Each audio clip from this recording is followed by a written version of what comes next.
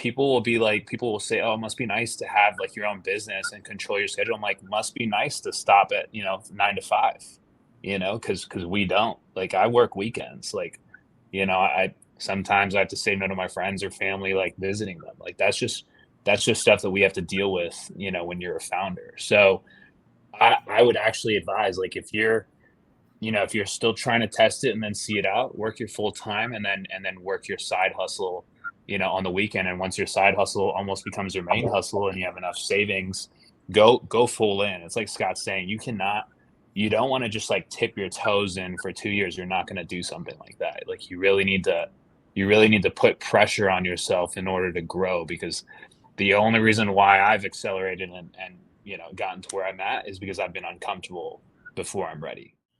Scott, you're coming in from Buffalo. Charles, you're coming in from Miami. Is that correct? Well, the company is now in Buffalo. When we won the 43 North competition in 2018, we moved our company there. And the requirement is you move there, you give a 1-year commitment. And we're still there. We have a great headquarters there with bunches of people and growing, and love our home in Buffalo, New York. But I spend time in both Long Beach, California, and commute back and forth. Awesome. So maybe we'll just dive into that. So we'll do a brief introduction with you, Scott, and then we'll come over back to you, Charles. But I think just to begin with, so Scott, you got a rich background in both healthcare, informatics, and childcare technology. What really sparked this idea to help create this startup? Where'd it come from? Yeah. So Kangarootime started. I adopted my youngest brother after some crazy family circumstances in 2001, and I was 26 years old, and all of a sudden was responsible for childcare. I took him to a childcare center. They would manually bill us, and I helped write them a little payment gateway, a little capture engine, and managed it until 2013. But beyond managing that for 12 years, went and started a company called MedStreaming, or helped start a company called MedStreaming as one of the co-founders. And as we were building products we built an electronic medical records platform, a practice management platform, an enterprise informatics platform for health systems. And as we were building those, I kept saying to my co-founders, like, this would be fantastic in the world of childcare. I understand the business, I know it. And Jordan, like any great entrepreneur, from the day I thought of the idea until we started building KT, and I started my journey at Founder Institute Los Angeles, it was about 14 years. And KT took, I think we just had the advantage of this really interesting shift in the childcare business. Millennials wanted to lean into professional institutional childcare that had education, that had more of a formal delivery model. And we started building software that could facilitate that and make the business more efficient. And it was like lightning in a bottle. We really timed it well and listened to our customers. And now today, Kangarootime it's a billing engine. It's a parent engagement platform. We actually have an AI platform that does dynamic lesson planning and has all the tooling for teachers at point of care. So in 9 years, it will be 10 years. We have our 10-year anniversary, February 15th. That's when I incorporated it at Founder Institute, was February 15th. We didn't actually get product out until December of 2015. So wait a minute, things aren't an overnight success. You don't just launch startup and then tomorrow you're a billionaire. It doesn't work that way. Yeah, they are. And I promise you, just put the shingle on the door and no, it's a journey. And I think that's the beauty of it. And And in fact, that's the best part. We talk about the journey of a startup, just learning and grinding. And we went down to $0 a number of times. Jess and I were so pot committed. Jess is my wife. We had put our entire life savings, mortgaged the house, over $1 million into the company because we had big enterprise customers that were onboarding.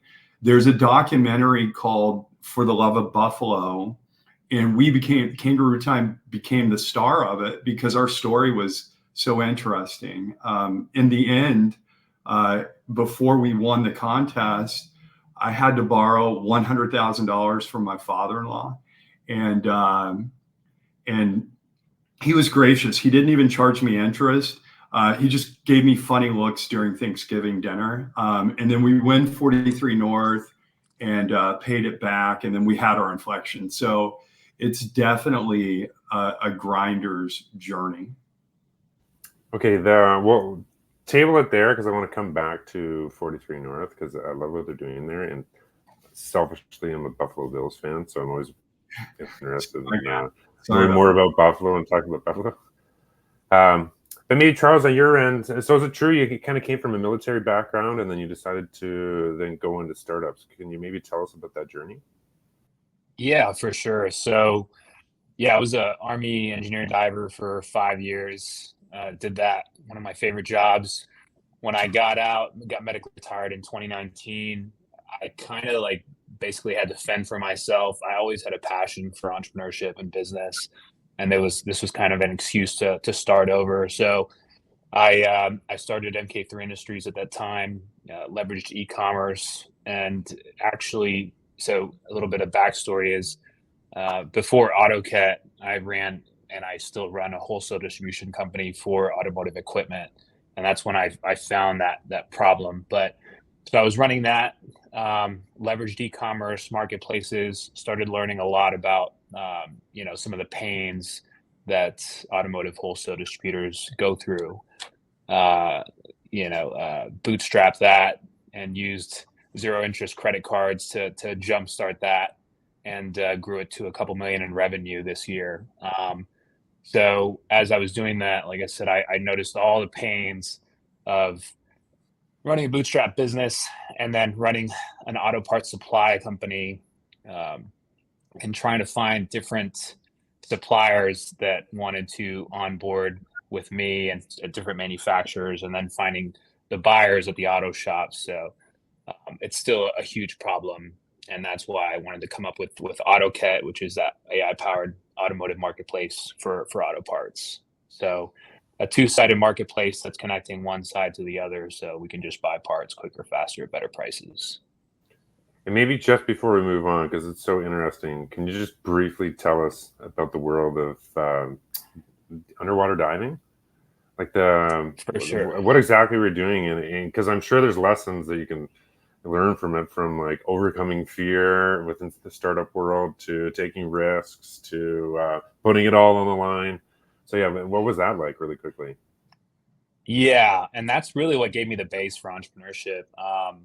So yeah, I was running a 25-man dive team in the Pacific. So I was stationed at Drunkest Pearl Harbor Hickam, and we were doing dive missions all across the Pacific, so Vietnam, Cambodia, Thailand. So it was always like high pressure situations where you had to make life or death decisions, and those decisions for other people as well.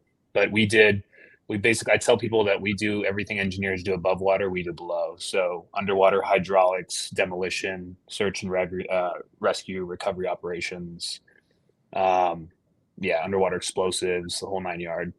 So that was really a good base for getting into entrepreneurship, because you have to have the resilience and grit, and you have to make decisions at the end of the day, no matter what. So pretty good base. Yeah, big time. No, I used to be friends with police diver, and in murky waters, it's a pretty scary job. For sure. Yeah. Probably the scariest job I can almost think of.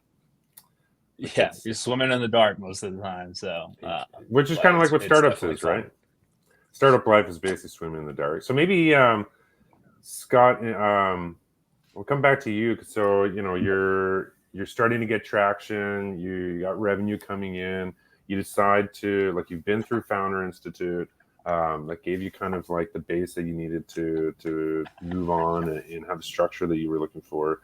And then you decided to kind of take it to the next level. What was it like applying into 43 North and scaling, and just that whole process? Because it's a great program, and a lot of times Founder Institute is the beginning of people's journey, and we know that we can't take them to like those larger seed rounds. We guide them with the process, but we rely on other accelerators to kind of take over. So what was that whole process like? Because it's one of the most respected accelerators that we've heard of within the ecosystem, but it's also one of the largest pitch prizes in America right now. Yeah, in my opinion, $1 million for 5% equity is really efficient capital, especially if your revenue is not quite there, or if there's no real applicable valuation multiple to be applied to the business. So yeah, it's fantastically efficient capital to bring into the business. At the time, in 2018, we are actually celebrating year 10 of 43 North in October this year. And we were year 4 cohort. At the time, they would give away 8 prizes, $1 million winner, and then 6 $500,000 prizes, and then there was one for like $650 for second place. We were one of the $500,000 winners. So finished Founder Institute in May of 2015, and then I used kind of my sales background to really start to get out there and hustle and just give myself exposure to the institutional venture capital world. So I entered Tech Week LA. Vader had a big contest that we won. I entered every pitch competition I could, just so I could get the reps, get in front of people. I won one. At Tech Week LA, we were second place. And there were all these famous people there. I'm on stage or getting ready to go on stage and pitch with the microphone on and everything. And famous boxer Sugar Shane Mosley was like, "All right, man, do this. If you win, I'll cut you a check for 50 grand and we'll do that." Anyway, it was kind of a wild ride, but more than anything, it was getting reps and learning how to pitch the company and practicing my pitch and codifying the value proposition of the company and getting a little bit of exposure.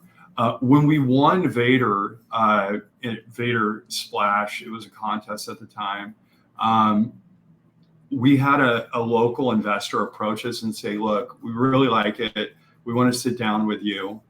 They met me and then they wrote a check, and that was Mucker Capital out of Los Angeles. And we did kind of a seed round in November of 2015 before the product was really done for like $300K. They gave me enough money to kind of hire devs and start working on the product. I was doing a lot of it myself, and then raised another 1.8 million along the way. We were closing customers. I had so much exposure to the vertical of childcare. We had customers that were ready to go, and part of the coursework I was doing at Founder Institute was pushing me to close deals. So we had deals waiting, and we didn't have product. So fast forward to 2017, when October of 2017 came around, we were doing like $15K in MRR, $15,000 a month, but we had orders for another 40 or 50K that we couldn't build product fast enough to have table stakes to run these larger childcare businesses on. So, entering into the contest, there was a lot of lot of explaining as to where the business was and where the revenue was, and working with 43 North to help them understand this infusion, this $500,000 or $1 million really makes the business viable. It really grows it, 5-6x, and we have a path to $1 million a month in revenue. We're starting to see it. Yeah, one of our founder institute mentors, Bryce Sheshek, he's got a really good presentation that he does usually for like growth sessions, and they've invested in lots of companies. He had like a unicorn exit, and he talks about how like with every startup there's themes, and a lot of times the themes are based on like the skill sets of the founders. So like for example, it sounds like you knew your industry cold, but then also you were really good at pitching and obviously good at sales because you were able to bring in sales quickly. Yeah. I mean, the Founder Institute archetypes. I'm a hustler, like not very bright, obviously. I can barely talk, but I can hustle, and there, I come from a sales background. I was a college athlete, 2 sports. Know how to grind, but yeah, I think there's merit in just doing it. Well, I think pumping your tires a bit. I think you could tell you're an athlete. I was going to say, because it's like you limit your role within the team to put it back onto the team, which is, as a leader, a really great quality. So maybe Charles, from your perspective, like what were those early traction points that kind of lifted your story up to where you are now? Like, were you really good at pitching? Were you good at pitch competitions or fundraising or sales or product, or what was that really inflection point? Yeah, I think similar to Scott, one, I had really good, basically knowledge of the industry because I'd been in it for 6 years, right? Struggling and hustling, right? So I already knew the customers on both sides of the marketplace. So I would talk to them and they would tell me all the problems. And I had that sales background too. So that was my job, is close B2B sales. In addition to that, we incorporated March 1st, did Founder Institute, and finished that in May. Right before that, Founder Institute helped me kind of, organize all my thoughts and how I wanted to go about building this marketplace, and also getting myself ready to pitch. So doing the 60-second, the 3-minute pitch, which I think is one of the hardest ones, the 4 or the 5. And that's exactly what I did. We applied for the Emerge Tech Conference in Miami, which is the biggest tech conference in the Southeast. And we placed top 5 and first place university track, which gave us $30,000 non-dilutive funding. So that was basically what we're using now to do the MVP. Before we had nothing.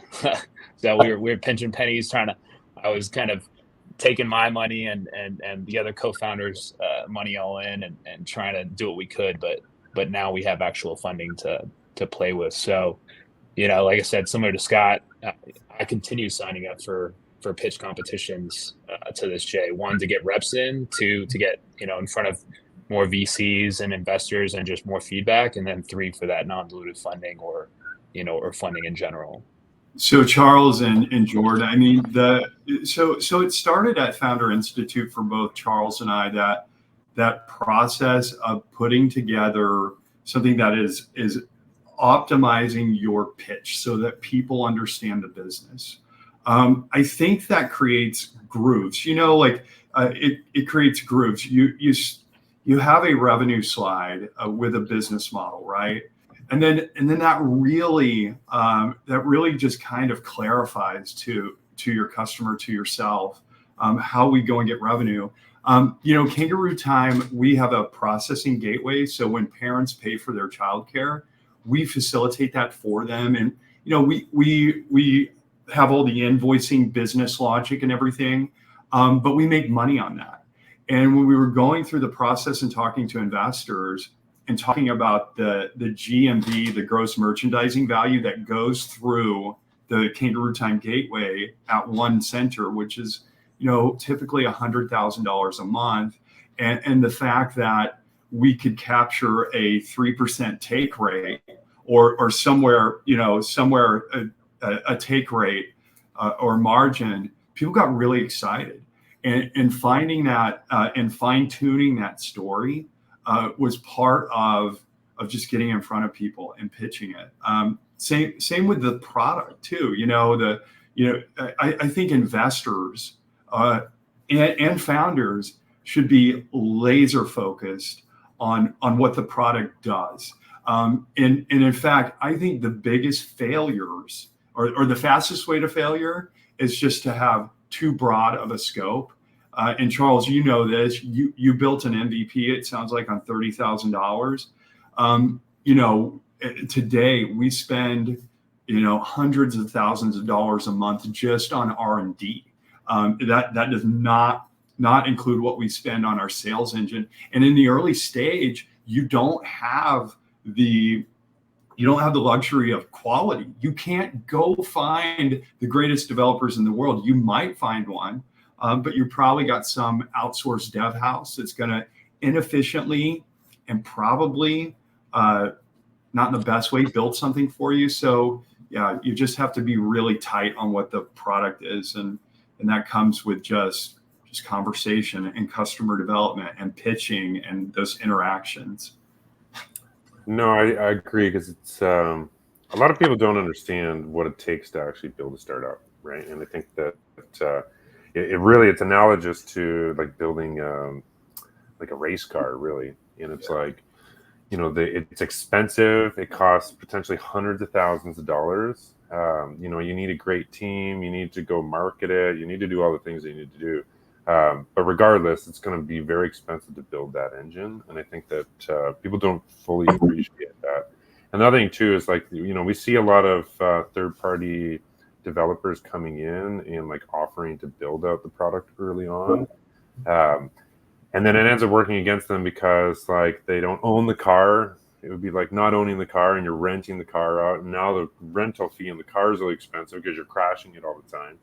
And like, it's not your own shop, it's someone else's shop. So the iterative loop's really slow and like things just end up costing money. So I think but let me be clear, there's no reason not to do that. In fact, it's better to err on the side of being super aggressive and having an outsourced dev house or somebody just cobble together an MVP. And in fact, our biggest successes have come when we introduce the shell of a product and it has really no kind of like workflow engine, and we just capture data and we learn and we measure adoption and see how people use it. It's cheap. You throw just a crumb of the potential product out there, and then you can really build something special with great customer development cycles with people using it. Yeah, I agree. It's like, with a really good UX UI designer, you can kind of mask things in the beginning before you can build it out to try and just go sell it and like make it look good, make it look professional. So maybe for fast forwarding kind of to today, where you guys are now, like Charles, I'll bring it over to you. They say most founders, really their role is to fundamentally like find money, either in terms of like capital or sales, and then also scaling the team and hiring. So, what does your kind of day-to-day look like where you're at right now? Yeah, for sure. So we're actually really deep into customer discovery and then the feedback loop with customers right now. So I was fortunate enough. It's so crazy.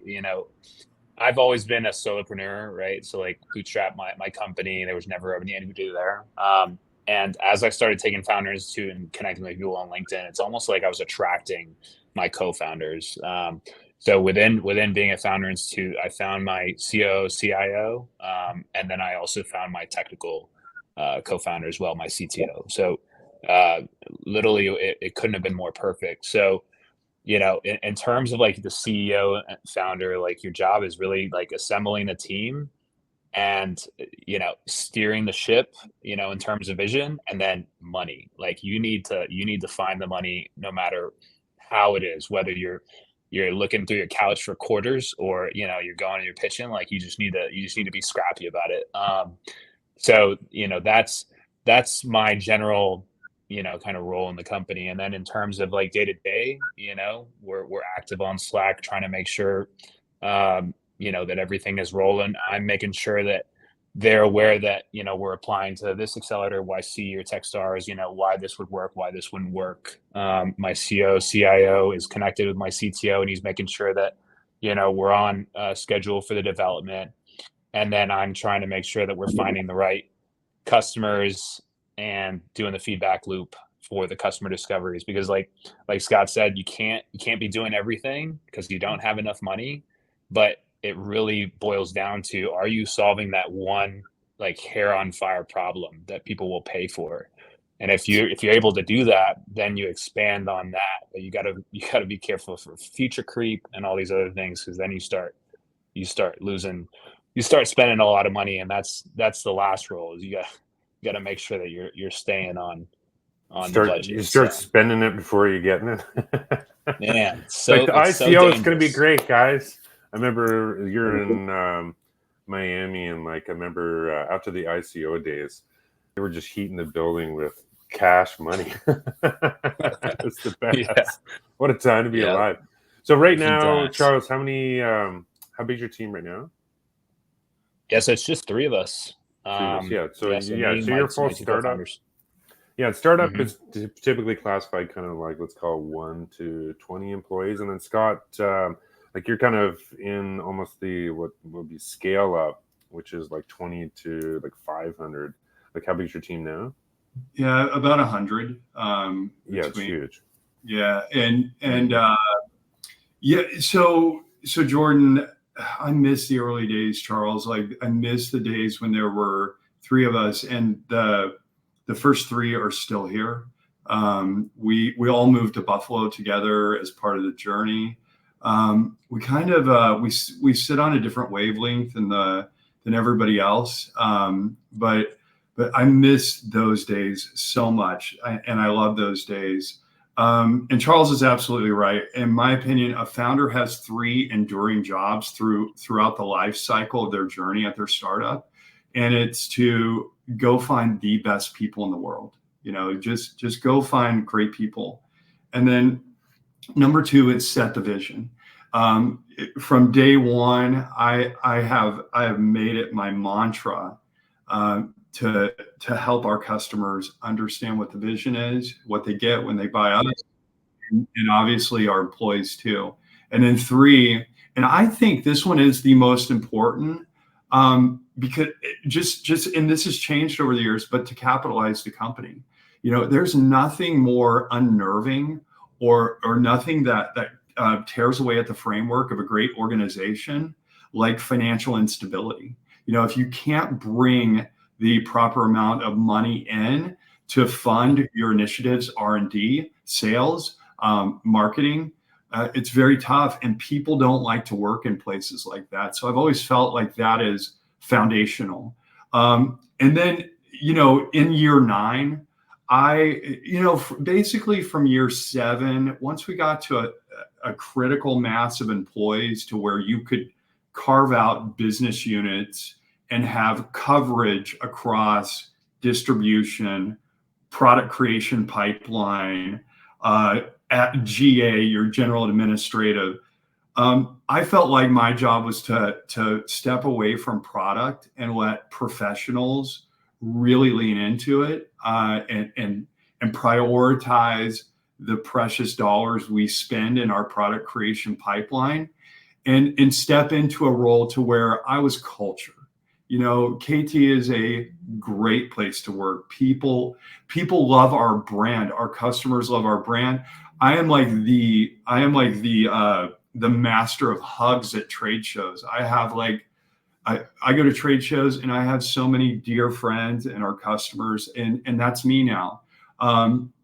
Do I feel a little unequipped sometimes when I go into a product conversation these days, Charles? You will, because you're not there all the time, and you kind of want to step out and let people, really smart people, you want to empower them and let them cook. You want to let them do their thing. So yeah, Charles nailed it. And then later stage, I think you just turn into a kind of a specialist. Like I know some founders in later stage that almost lose their identity. because they shift into a new role. They're needed for recruiting, and then all of a sudden that's not their scope of excellence or their scope of genius, and then they're done, or they don't have as much relevance inside the business. But at whatever stage, do whatever you can to help. Okay, pretty soon we're going to transition into Q&A, but before we get there, one thing, we're going to talk about where you guys are going, but I think before we get into that, we're getting a lot of interest because there's so many tools now, there's so many subscriptions that you need, there's so much AI tools coming out. Maybe we'll start with you, Charles. Like, what's kind of in your own personal portfolio of tech stack, basically, for hacks? Like, what tools are you using? What are you using for email? Are you finding efficiency hacks in your day-to-day? Yeah, I mean, I definitely use a lot of tools. I mean, so like HubSpot CRMs for startups helps me out a lot. Really, like, some of the biggest things is like consolidation of information right now. It has been one of my hacks, so that definitely helps me out. Slack will always be there. ChatGPT and Gemini are also very good to be a soundboard as well. That's just like personal. But in terms of like Autoket and our stack, like we use Flutter, Amplify, Next.js, AWS, and we use GCP, as well as Figma. We're kind of doing like a hybrid model since we're growing, and we're also trying to stay ahead of the curve. It's almost like an AI. It's like an AI competition between everybody, and we don't really know who's going to be the top performer yet. So we're keeping our door open in terms of like our stack as well. So that's where we're at. Jordan, can I be super vulnerable here? Yeah, please open up the hood. Let's hear it all. Yeah, so I feel like as I've gotten further downstream as a founder / CEO, I've used less and less tooling and kind of leaned into just very rudimentary tooling, and my teams use a ton of automation and tooling. ChatGPT over the last year and a half, especially with 4.0, has gotten so great. So I will use it as a reference to kind of pressure test all of our models. So if we're looking at revenue builds, or if we're looking at some sort of utilization science within the product, or I will synthesize it through ChatGPT just to give me some foundation for ideation, also to pressure test it, just to make sure that I don't walk into a team meeting completely sideways or with a missing coefficient or something, or a variable.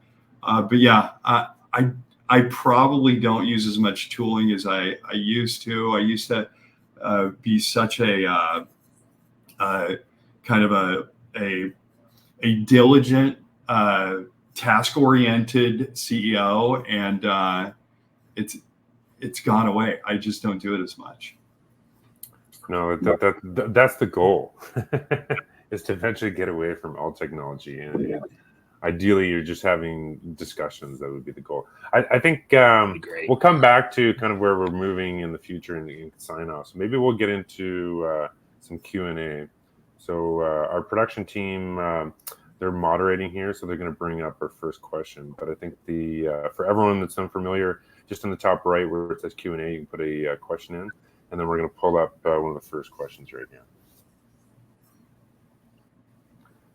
So curious, would you recommend straddling full-time job and startup, or co-founding a startup if starting by yourself without a safety net is not a choice? So hopefully that makes sense. And either of you can answer this. Yeah, Charles, I'll answer it. I just don't believe that you can accomplish the impossible, which getting a startup off the ground can be, if you're not 100% committed. I think you have to put yourself into a situation to where you can dedicate a majority of your time to it. Now, there is the laws of physics. There is reality, right? You have to pay your bills. that typically involves being gainfully employed and dedicating a good amount of time to an employer that needs your services. But I think it's very tough, but it is something you can accomplish. I think there are choices you can make, especially with lifestyle. Kevin Siskar, who's a good friend of mine, he was the managing director at 43 North. He was also managing director at Founder Institute New York. He talks a lot about your personal burn rate and preparing for entrepreneurship and getting yourself into a place. My wife and I, we are dual income. I had an exit, so that was my opportunity to just kind of say, okay, we've got like a year and a half worth of salary here. I'm going to lean in and do it. And not everybody can do that. And if you can't do that, work your 9 to 5, and then you'll see in the documentary, if you do watch it, I made Kangarootime a full-time job and then my side hustle. So our engineers were in India in the beginning, so I would work all day long on sales, business development, customer development, and then come 6 o'clock, I'd jump on with our engineering team and our product managers over there, and I worked till about 2 a.m. I was not getting a lot of sleep, but I was young back then, in my 30s, and I could do it. Charles, you're a young man. This is definitely the time to index on making your startup your full-time job and your side hustle. But yeah, I just think the actual forces of nature that have to happen and fall in place, you just give yourself a much better chance of winning if you're all in. Yeah, and Charles, like, how did you make that decision to do the leap of faith? Yeah, so I mean, mine was a little different too, just because like when I got medically retired, I had a little bit of funding coming from the government, right, every month. So that gave me a little cushion, right? It wasn't insane. Like I wasn't eating lobster and steak every day. I was making sure that, my funding at least covered where I was staying and all that stuff. But I would actually say like working a full-time job and then working on your startup during the weekend is a very viable option. Not only that, it's almost like a stress test for you, because this is how life is going to be. Like, people will say, oh, it must be nice to have like your own business and control your schedule. I'm like, must be nice to stop at 9 to 5, because we don't. Like, I work weekends. Like, I sometimes I have to say no to my friends or family, like visiting them. Like that's just stuff that we have to deal with, when you're a founder. So I would actually advise, like, if you're still trying to test it and then see it out, work your full time and then work your side hustle, on the weekend. And once your side hustle almost becomes your main hustle and you have enough savings, go full in. It's like Scott's saying, you don't want to just like tip your toes in for 2 years. You're not going to do something like that. Like you really need to put pressure on yourself in order to grow, because the only reason why I've accelerated and gotten to where I'm at is because I've been uncomfortable before I'm ready. And then I just step in. So yeah, I think I stopped golfing once I became a founder. I just couldn't justify it anymore. Okay, maybe we'll get into another question. We'll pull it up here, and again, put the questions in the Q&A if you want to have one. So how important do you think it is to engage with VC and entrepreneur communities, such as through pitch contests and similar events, when you're still developing your product and your company leans more towards being a lifestyle business?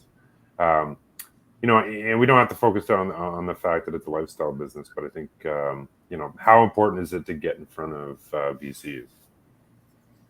Yeah, I mean, I think it's super important. You're just trying to get reps at the beginning, right?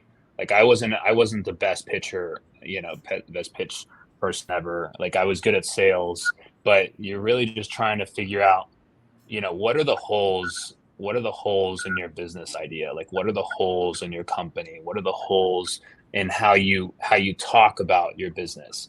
Because VCs and other entrepreneurs, they'll tell you like that's who you want. You want that direct feedback.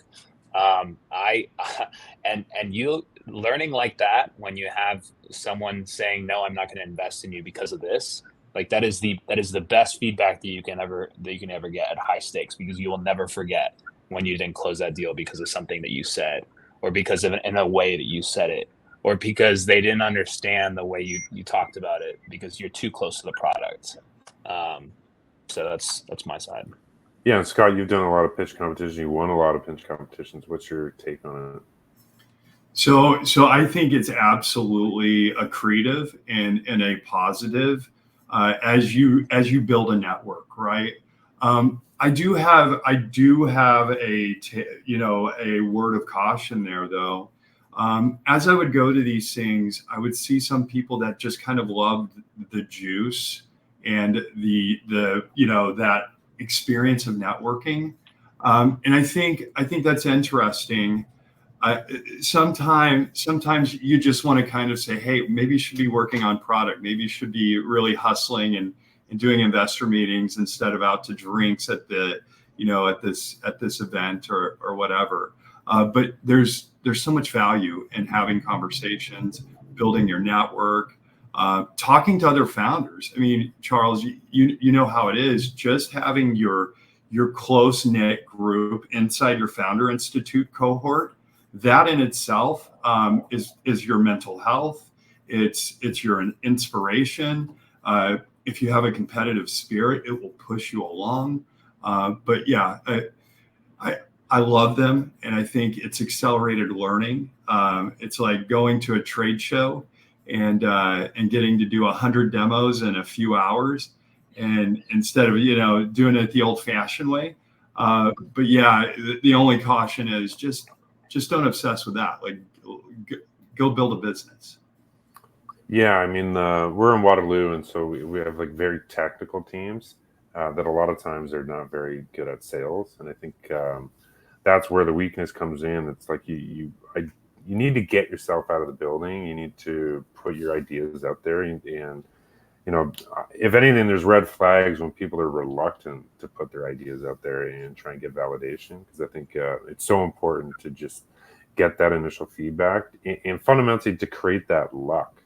Because I find like every time you put yourself out there, even if it's just a matter of like going to a conference, let's say you don't have the money to go to the conference for a booth or anything, it's still worthwhile to buy like one of the cheaper tickets to just go attend.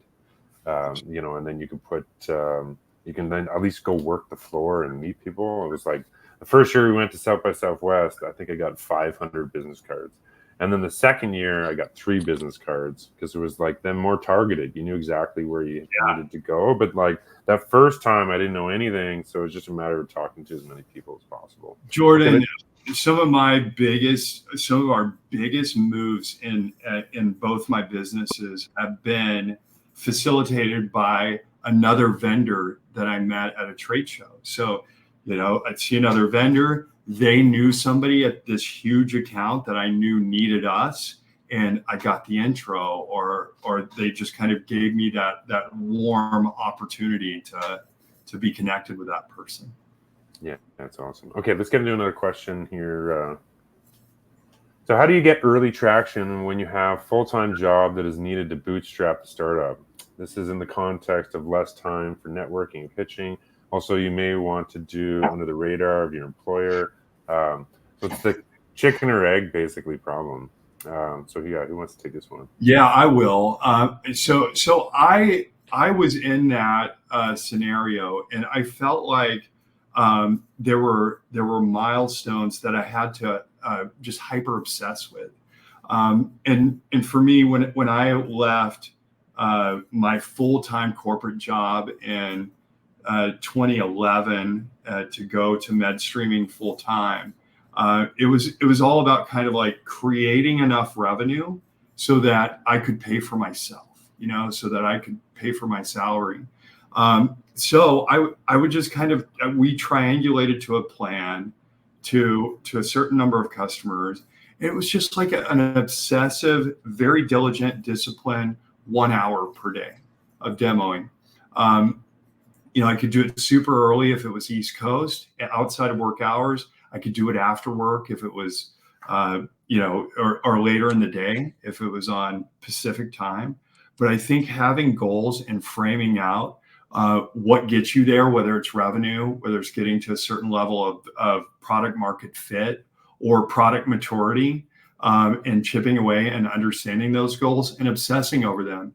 I think the most frustrating thing, I think, where dreams die is when you don't frame and have a Deo used to call them false starters or false motivators. Like, I'm going to intellectually get to a place to where if I don't get this done by this date, then I have to punch myself. I can't, I can't go for drinks with my friends. I can't hang out. I've got to get this done. So I think there's a level of discipline that can be deployed so that you can get yourself ready to move on. And it's intense, but there's nothing like it. I think, the actor Chris Pratt, he had when he did the first Marvel movie that he did, he got all ripped and hot and everything. And a person asked a question like, hey, I am your size that you were when you were on Parks and Rec and you were like 270 or whatever. How'd you do it? And he just said, my mentality was, nothing tastes as good as it feels to look this good. And he just said that drove me, and it was my North Star. So find the North Star and then science the shit out of it. Figure out what you need to do with the limited amount of time to get to that North Star. Yeah, Charles, I mean, you probably, from a military background, you're probably pretty disciplined. How has there been techniques there that have helped? Yeah, I think, the aspect of always trying to maintain, an optimal level of working is it's like a daily struggle. Like literally every single day I wake up and I'm like, okay, like how do I optimize my day? And if I had a day where I was like that was not optimal, like something happened, then I ask myself like, okay, so like what do I need to change? Is it because, I turned on the TV for lunch? Like literally I'll go down to like that level. Okay, so I turned on the TV for lunch. Like I was eating while I was watching TV. Oh, I went 45 minutes watching TV and stuff. So like, I'm like, all right, I'm not watching TV anymore. So I unplugged the TV. So there's things that you can do on a daily basis to continue at an optimal level. Like my favorite book, and it's like my Bible, it's called Atomic Habits. It literally is what I breathe through in terms of like, even when I wake up in the morning, I have my coffee next to the book that I'm reading, whether it's like lean startup ideas or, whether it's 48 Laws of Power or something where I'm just trying to grow. But you just need to continue working on it. There's days where it's not optimal and I know it, and that's just a skip day. And then the next day you try to do better. So. Yeah, there's no shortage of work, and like until the Tesla robot delivers in hopefully 2.5 years, it's like you're working on your own. So for me, I found like a productivity planner where I can mark out the day, and then like I use Pomodoro method with like I got one of those punch clocks, and so then I'll everything's a scrum. It's like on Mondays defining the scrums for the week. And then breaking down the day in terms of, let's say like 55-minute scrums with maybe a 17-minute break or whatever like time period you want to do. But I find when I'm not conforming to that system are the days that I'm not as productive for sure. Okay, let's get into maybe one more question, and then we'll kind of do a bit of a sign off, and then we're going to get into networking. Everyone come back to the main intro room. Final question. How would you define product market fit? Is it MRR that VCs look for these days? Or what? I think where this is coming from is, it's very difficult to fundraise these days, it seems. It's not like the ICO days were heating the buildings with cash. So a lot has changed. So who wants to jump on this one? Yeah, this was kind of my journey, this very question, and this will also, I mean, once you achieve some sort of product market fit, this will also define your valuation forward moving, because you are you are selling the potential and the multiple of what your thing can be, right? So for me, the proxy that most people used to judge the legitimacy of Kangarootime was MRR.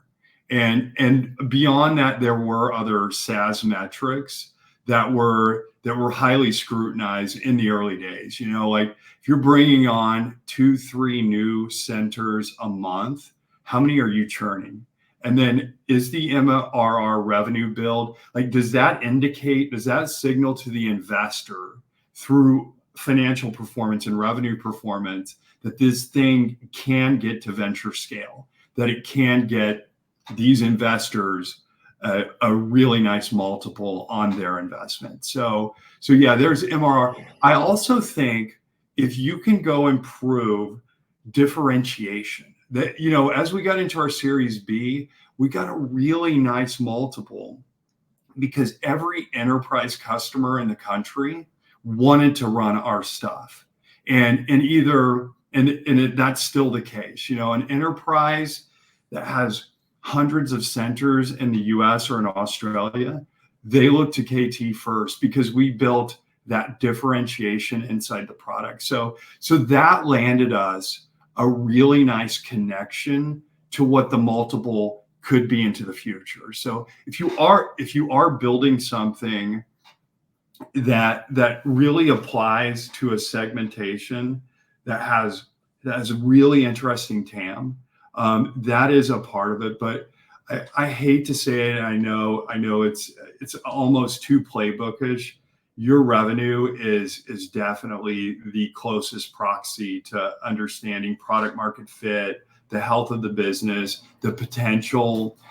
Growth rate was another one. I love going into a fundraise where I could show growth rate of 7% month over month, 12 months prior to the fundraise, because that just exponentially extrapolates into really good value for the shareholder. Okay, maybe we'll just end it there. But we'll hand it over to you, Charles. So, like, are the things that you need help with? Are you hiring, or is there just overall parting advice that you have for founders? So, this camera. What do you want to promote, Charles? Yeah, I mean, if y'all know any people that are auto shops or auto suppliers and that want to talk to us, you know, we just want to have them as a sounding board to understand more about their pain points. But, you know, in terms of parting advice, I would say, you know, the founder journey it's a struggle. Like, it's not easy. I mean, Scott knows, Jordan knows, like, it's just, but it's so rewarding at the end. Like, it's so rewarding. And the best part about it is you're always growing. Like, if I saw myself like 3 years from now and I talk to myself, like, he wouldn't even believe that I'd be where I'm at today, because you really just need to, before you're even ready, step foot into the shoes that you need to become in order to continue succeeding. So that would be my advice, and would love to connect with y'all on LinkedIn. Like, you know, search for me, and I'm always willing to talk to other founders and mentor, you know, as y'all grow in this journey. So. Awesome. Yeah. And Scott, with you, anything you want to promote or just parting advice? Yeah, no, I'm here to advocate for 43 North. So pay close attention.